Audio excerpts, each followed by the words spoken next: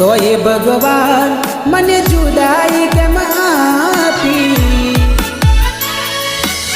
हो तो ये भगवान मने जुदाई के माफी।